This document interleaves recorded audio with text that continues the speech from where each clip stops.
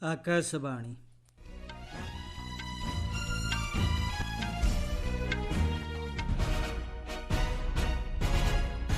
संवाद पढ़ुछंती महेश्वर साहू। मुख्य संवाद। प्रधानमंत्री नरेंद्र मोदी नेतृत्वाधीन सरकार गत 11 वर्ष मध्य कार्यदक्षता और दायित्वपूर्ण शासन प्रदान करिछि कहिले जेपी नड्डा। देशव्यापी आज पालन करा जाउछि भगवान बिरसा मुंडा 125तम श्राद्धवार्षिकी।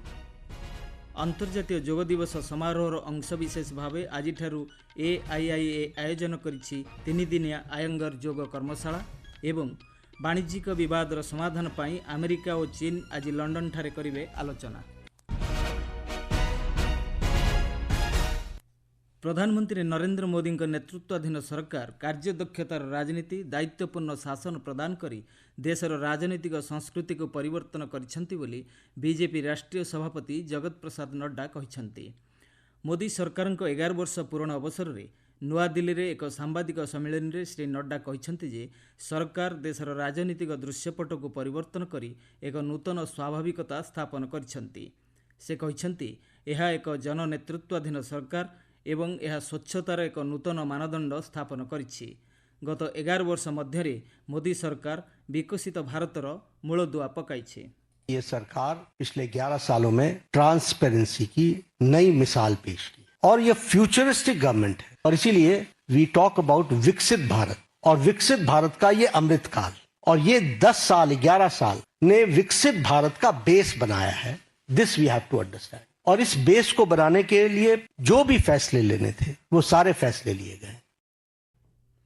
श्री नड्डा अभियोग करछंती जे 2014 पूर्वर सरकार दुर्नीति रे जड़ित थिला फल सारा देश में एक नकारात्मक परिवेश सृष्टि होइथिला। 2014 परे एथिरे द्रुत परिवर्तन होइछि एवं देश में अभिवृद्धिर आशा और भावना सृष्टि होइछि।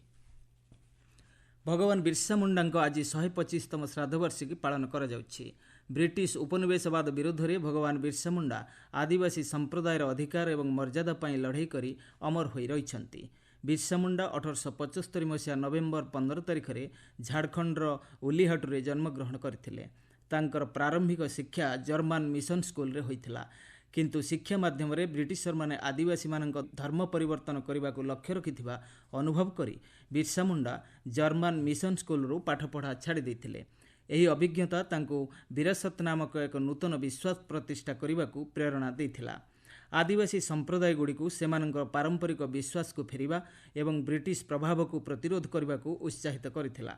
बिरसा मुंडा नेतृत्व में उलगुलान आंदोलन शीर्ष में पहुंचीथिला। उलगुलान आंदोलन ब्रिटिश कर्तृपक्ष एवं स्थानीय जमीदार विरोध में जमी एवं प्राकृतिक संपद क्षेत्र में आदिवासी अधिकार पुनर्स्थापन करने एक संघर्ष थिला। प्रतिवर्ष नवेम्बर 15 तारिख को बिरसा मुंडा जीवन एवं संघर्ष स्मृति रे जनजातीय गौरव दिवस भाव में पालन करा जाए। एही दिनटी आदिवासी नेतांक सेवा और बलिदान को सम्मान करे एवं आधुनिक भारत में आदिवासी अधिकार सुरक्षा को प्रोत्साहित करे। अंतर्जातीय योग दिवस समारोहर अंशविशेष स्वरूप अखिल भारतीय आयुर्वेद संस्थान AIIA आज योग समावेश शीर्षक एक स्वतंत्र 3 दिनिया आयंगर योग कर्मशाला आयोजन करिछि। एही कर्मशाला बुधवार पर्यंत प्रतिदिन अपराह्न 2टा ରୁ 3टा पर्यंत चलिबो। लाइफ योग सेंटर प्रसिद्ध योग शिक्षक अमित शर्मा नेतृत्व में यह अधिवेशन गुड़िक शरीरर संरक्षण कौशल एवं मानसिक सुस्थता वृद्धि उपर ध्यान देव। AIIA सह अनुबंधित विद्वान एवं योग उत्साही मानक पई एही कर्मशाला खोला रही। आग्रही व्यक्ति माने डॉक्टर रामावतार शर्मा को dr.rsharma@alia.gov.in रे ईमेल करी नाम पंजीकरण करिपारिबे। अमेरिका एवं चीन आज लंडन ठारे उभय देश मध्य देखा देथिबा वाणिज्यिक विवादर समाधान पाई आलोचना करिवे। पूर्वर अमेरिका राष्ट्रपति डोनाल्ड ट्रंप घोषणा करथिले जे एक वरिष्ठ अमेरिकीय प्रतिनिधि मंडली चीन प्रतिनिधि मानकु भेटिबे जहाकु बेजिंग निश्चित करथिला। गत सप्ताह रे ट्रंप एवं चीन राष्ट्रपति शी जिनपिंग मध्य टेलीफोन वार्तालाप पर एही घोषणा करा जायथिला। गत मासरे विश्वर 2 बृहत्तम अर्थनीति अमेरिका एवं चीन मध्य कारबार होतिबा सामग्री उपरे आमदानी टिकस ह्रास पई एक अस्थायी युद्ध विराम राजी होइथिले किंतु एहा परे उभय देश परस्पर को एही चुक्ति उल्लंघन करिवार अभियोग आनिछंती। मुंबईर थाने आज सकाळे एक ट्रेन दुर्घटन 4 जण यात्री मृत्यु घटी। यह दुर्घटन 13 जण यात्री आहत होता रेलवे पक्षर सूचना मिली। केंद्रीय रेलवे सीपीआर और स्वप्निल नीला सूचना अनुसार मुंब्रा और कालवा रेल स्टेशन मध्य यह दुर्घटना घटी। कसरा जाउथिबा एक लोकल ट्रेन फुटबोर्ड रे यात्रा करथिबा यात्री माने छत्रपति शिवाजी टर्मिनस अभिमुखे जाउथिबा अन्य एक लोकल ट्रेन सहित धक्का खाइथिले। फल अनेक यात्री रेल ट्रैक उपरे पड़ जाइथिले। घटनार तदंत जारी रही। मुख्यमंत्री देवेंद्र फडणवीस ଏହି ଘଟଣାରେ गभीर दुख प्रकाश କରିଛନ୍ତି।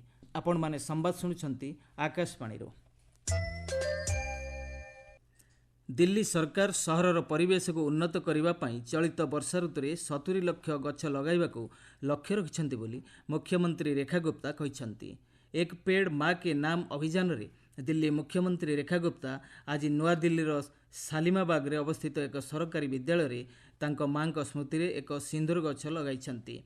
एही अवसर रे श्रीमती गुप्ता कहिछन्ति जे दिल्ली शिक्षा विभाग एवं स्कूल गुड़िक एक पेड़ माँ के नाम रो द्वितीय सीरीज रे अंशग्रहण करुछन्ति। पूर्व सरकार केबे भी एही प्रकल्प को दिल्ली सरकार का प्लाटफॉर्म माध्यम रे आगो को नहीं नेथले बोली श्रीमती गुप्ता अभियोग करिछन्ति।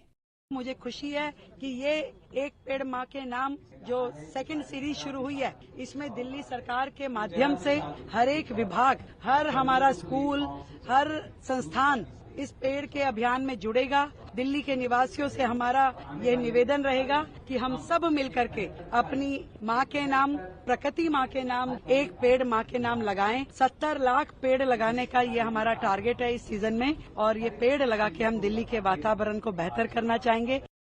केंद्र में प्रधानमंत्री नरेंद्र मोदी नेतृत्वाधीन सरकार 11 वर्षर उत्सर्गीकृत शासन अवसर में भारत सरकार नागरिक योगदान प्लाटफर्म माईगभ रे एक प्रतियोगितार आयोजन करा जायछि। एही एक दशंधि मध्य भारत उन्नत सड़क पथ एवं सुदृढ़ स्वास्थ्य सेवा व्यवस्था ठारू आरंभ करी सार्वजनिक नागरिक सुविधा, वर्धित सुरक्षा व्यवस्था एवं डिजिटल भित्तिभूमिर संप्रसारण पर्यंत उल्लेखनीय अभिवृद्धि एवं परिवर्तनर साक्षी होइछि। एही परिवर्तन गुड़िक पालन एवं डॉक्यूमेंट करने पाई सूचना एवं प्रसारण मंत्रालय माईगभ सहयोग में देशर समस्त नागरिकों को बदलता भारत मेरा अनुभव ब्लॉग लेखा प्रतियोगितार अंशग्रहण करने को निमंत्रण करिछि। गरीब एवं अवहेलितों सेवा, कृषक कल्याण सुनिश्चित करने, नारी शक्ति पाई नूतन गति एवं 1000 रु 1500 शब्द मध्य इंग्राजी और हिंदी रे भारतर अमृत पीढ़ी को सशक्त करने आदि विषय उपरे आलेख्य लेखा जाई पारिबो। यह व्यतीत बदलता भारत मेरा अनुभव उपरे एक मिनी ब्लॉग प्रतियोगिता मध्य आयोजन करा जायछि। एथिरे नागरिक माने सेमानक चतुर्पार्श्वर होइथिबा दृश्यमान प्रभावशाली परिवर्तन को दर्शाई 2 मिनिटर ब्लॉग दाखल माध्यम रे एही प्रतियोगिता रे अंशग्रहण करि परिबे। भारत के बढ़ते कदम एक जनभागीदारी फोटो प्रतियोगिता रे लोक माने फोटो शेयर करि परिबे। एथि सहित हर घर स्वदेशी, एक राष्ट्र एक आत्मा फोटो कहानी प्रतियोगिता एवं एक भारत प्रगतिशील भारत वीडियो कहानी प्रतियोगिता मध्य आयोजन करा जायछि। एही सबु प्रतियोगिता रे भाग नेबार शेष दिवस आसंता 20 तारिख रहिछि। आकाशवाणीर द्विभाषिक फोन इन कार्यक्रम पब्लिक स्पीक रे आज राति 9:30 शारीरिक एवं मानसिक सुस्थता पाई योग शीर्षक आलोचनार प्रचार करा जिवो। योग विशेषज्ञ डॉक्टर सुरक्षित गोस्वामी एवं कमल किशोर आलोचनार अंशग्रहण करिवे। कार्यक्रम समय श्रोता माने सेमानकर प्रश्न पचारि पारिबे।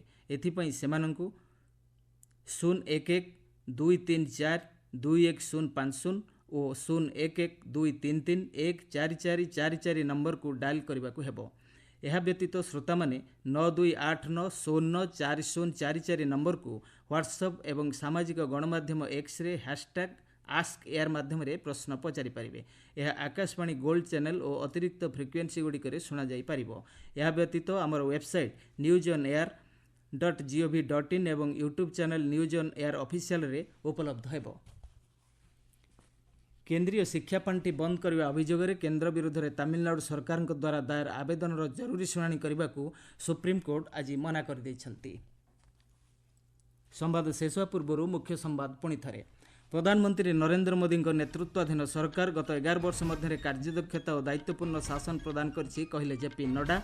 देशव्यापी आज पालन कर भगवान बिरसा मुंडा 125तम श्राद्धवार्षिकी।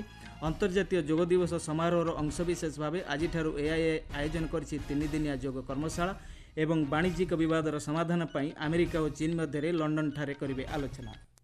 ସମ୍ବାଦ ଶେଷ ହେଲା।